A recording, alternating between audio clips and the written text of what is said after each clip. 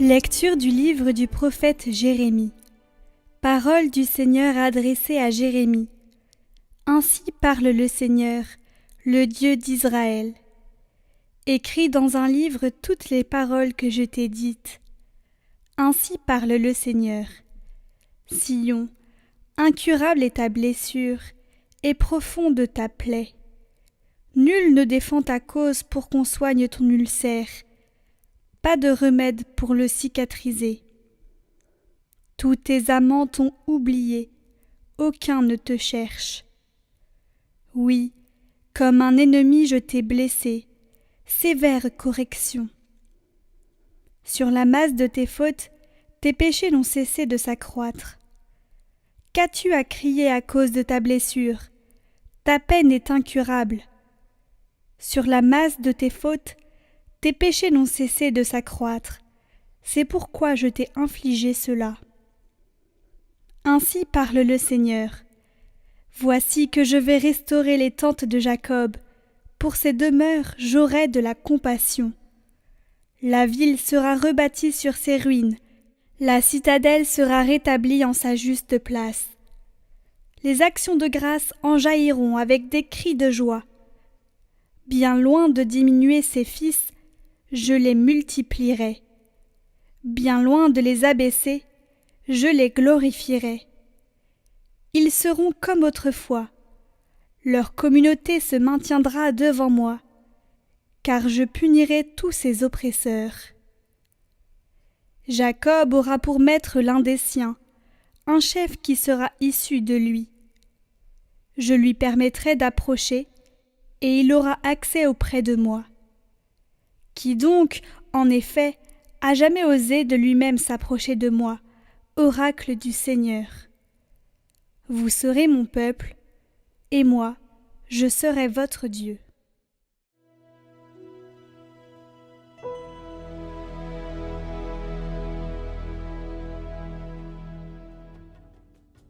Le Seigneur rebâtira Sion, il apparaîtra dans sa gloire.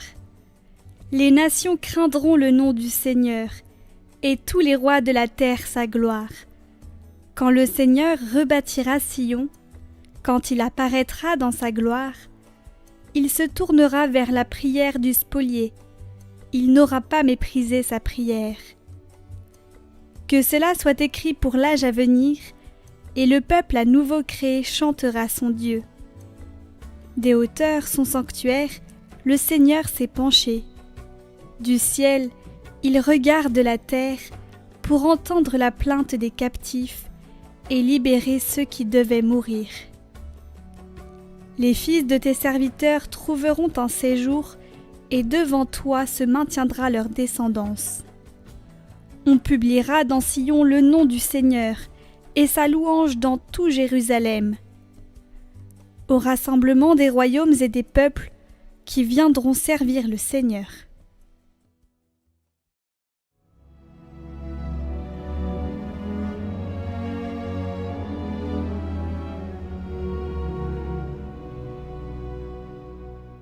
Évangile de Jésus-Christ selon saint Matthieu.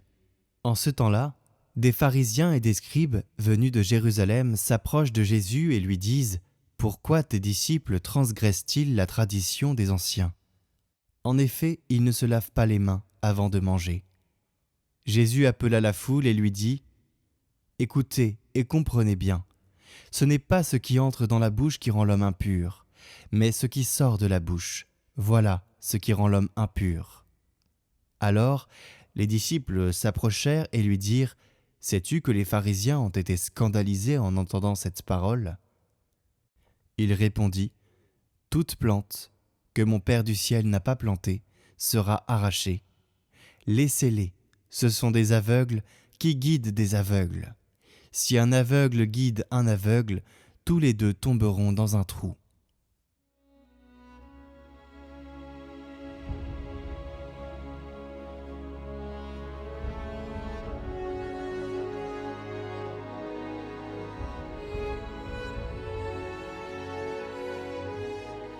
Dans la première lecture, Jérémie dit au nom de Dieu « Sion, incurable est ta blessure, profonde ta plaie. Et pourtant voici que je vais restaurer, rebâtir, multiplier. La blessure reconnue est la condition de la restauration. C'est une leçon pour nous tous. C'est exactement la logique du confessionnal. Le curé d'Ars que nous fêtons aujourd'hui passait jusqu'à 16 heures par jour à confesser. Des gens qui venaient de toute la France, à pied, parfois après des jours de marche. Ce qu'ils cherchaient n'était pas une absolution administrative. Non, loin de là, ils cherchaient à nommer ce qui sortait d'eux et qu'ils ne savaient plus porter seuls. Jésus le dit sans ménagement aux pharisiens, ce qui rend l'homme impur ne vient pas de l'extérieur, cela sort du cœur. La question n'est donc pas ce que le monde nous envoie, mais ce que nous en faisons intérieurement, comment nous nous positionnons, quelle est l'attraction de notre existence, c'est-à-dire qu'est-ce que nous mettons au centre de nos vies, ce que nous faisons intérieurement, ce qui germait déjà en nous avant même que la tentation arrive. Il faut creuser pour découvrir cela. Parce que le temps d'une bonne confession, ça se prépare. Alors il y a plusieurs sources dans ce qui sort du cœur. La première vient de l'extérieur, non pas au sens où elle nous rendrait passifs, mais au sens où certaines choses que nous absorbons quotidiennement viennent heurter une innocence, instiller une habitude du regard et normaliser ce qui ne devrait pas l'être. Ce qui entre par les yeux, par les écrans, par les conversations, finit par s'installer en nous. La seconde est plus intime, elle naît de notre condition, de nos blessures non guéries, de nos manques affectifs, de notre fatigue, de nos frustrations, etc. Ces choses-là ne se confessent pas parce qu'elles n'ont pas encore l'acte derrière elles. Mais elles travaillent le cœur en silence et préparent ce qui en sortira. Saint Jean de la Croix nous dit que le cœur pur profite également de l'élévation et de l'abaissement pour devenir toujours plus pur. Tandis que le cœur impur ne s'en sert que pour produire encore des fruits d'impureté. La pureté du cœur n'est pas une vertu de départ. Non, elle est une direction, un travail continu, une orientation choisie jour après jour, encouragée par les sacrements, de l'Eucharistie et de la réconciliation. Ces derniers ne sont pas des aveux d'échec. Les plus grands saints se confessaient plusieurs fois par an. C'est l'outil concret que le Christ a laissé pour que cette direction soit remise à l'endroit, ce qui est dévié en nous soit remis droit, et régulièrement, honnêtement et avec le secours de sa grâce. Saint Jean-Marie Vianney, alias le curé d'Ars, priez pour nous.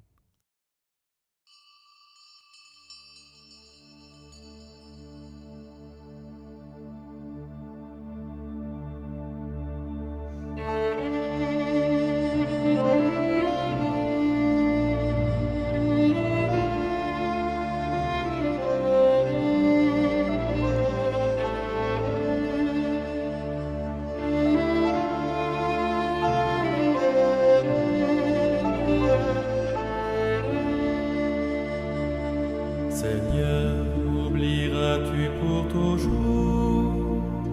Jusqu'à quand me cacheras-tu ta face? Vois mon âme est envahie de révolte, et jour et nuit le chagrin emplit mon cœur. En toi j'ai mis, Seigneur, ma confiance.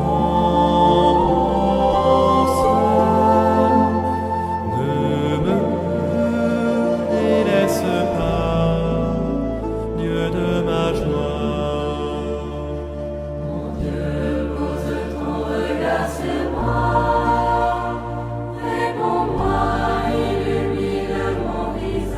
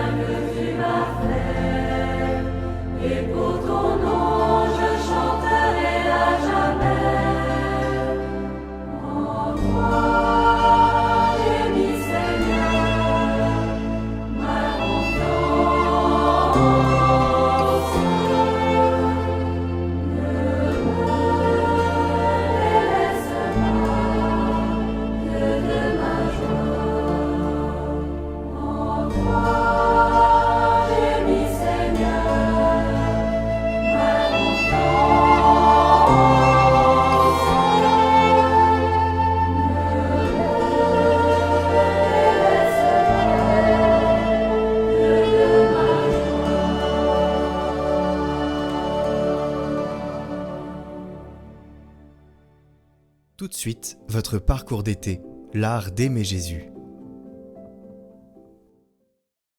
Mardi 4 août. Le quatrième moyen de perfection et aussi de persévérance dans la grâce de Dieu, c'est la communion fréquente. Je ne connais pas, disait sainte Thérèse d'Avila, de moyen plus puissant pour la perfection que la communion fréquente. De quelle merveilleuse manière notre Seigneur travaille alors lui-même à nous perfectionner. Pour bien communier, il faut nous y préparer convenablement. La préparation éloignée consiste, premièrement, dans la fuite de toute faute délibérée. Deuxièmement, dans l'exercice assidu de l'oraison mentale. Troisièmement, dans la mortification des sens et des passions. La préparation prochaine est celle qui se fait le matin même de la communion, qu'on y consacre au moins une demi-heure d'oraison mentale. En outre, si l'on veut retirer de ces communions des fruits très abondants, il faut une action de grâce prolongée. Certaines âmes pusillanimes, exhortées par leur confesseur à communier plus souvent, objectent « Mais je n'en suis pas digne ». Vous ne savez donc pas, chère âme, que plus vous espacez vos communions, et moins vous vous en rendez digne. Sans la communion, en effet, vos forces faiblissent et vos fautes se multiplient. Allons, soumettez-vous à votre directeur et laissez-vous guider par lui. Vos fautes vénielles ne constituent pas un obstacle à la communion. Mais ma vie passée a été si mauvaise. Oubliez-vous, vous répondrai-je, que plus on est malade et plus on a besoin du médecin et de remèdes. Jésus dans l'Eucharistie est l'un et l'autre. Écoutez cette parole de saint Ambroise. Je pêche toujours, je dois toujours prendre mon remède. Saint Alphonse nous invite à la communion fréquente comme moyen de perfection. Aujourd'hui, nous sommes peut-être trop habitués à communier souvent, toutes les semaines, voire peut-être tous les jours. C'est très bien, à une condition, c'est que nous ne perdions pas la ferveur de nos communions. Beaucoup de gens communient trop par habitude, communient parfois même avec un péché mortel non confessé sur la conscience. C'est-à-dire un péché que je connais comme grave, selon l'enseignement de l'Église, et que j'ai commis délibérément. Si tel est le cas, alors je dois m'en confesser avant de communier, tout comme je demanderai d'abord pardon à un ami que j'ai gravement offensé, avant de lui proposer de venir chez moi. Saint Alphonse nous dit de préparer cette communion par au moins une demi-heure d'oraison mentale. Cela est beaucoup peut-être dans une vie surchargée. Mais cela nous rappelle l'importance de la préparation à la communion, trop souvent négligée. Alors, soyez à l'heure à la messe, même, je dirais, soyez en avance à la messe. Faites de ce temps-là un temps de préparation. Faites un temps de vrai cœur à cœur avec Dieu. Toutes les prières de la messe veulent disposer notre âme à être de dignes réceptacles de la Sainte Hostie. Avant de quitter l'Église, prenez le temps de rendre grâce à Dieu. Rendre grâce à Dieu, c'est prolonger l'action divine dans notre âme, au-delà de la messe et même pour toute la journée, si nous ravivons cette pensée à chaque heure qui sonne au clocher de l'Église. Prions avec saint Alphonse pour demander à Dieu la grâce de pouvoir toujours bien me disposer à recevoir dans la communion le très saint sacrement et à en rendre grâce toujours. Ô Dieu de tout amour, ô Seigneur des cieux d'en haut, vos traits sont si doux, si gracieux à regarder qu'un seul regard serait une béatitude ineffable. Vous êtes béni, vous êtes le seul, l'unique qui peut combler mon cœur de son amour. Ô beauté suprême et splendeur infinie, ô source intarissable et océan de délices, ô vie qui me fait vivre ma véritable vie d'en haut, je vous donne, Seigneur, mon amour tout entier. Amen.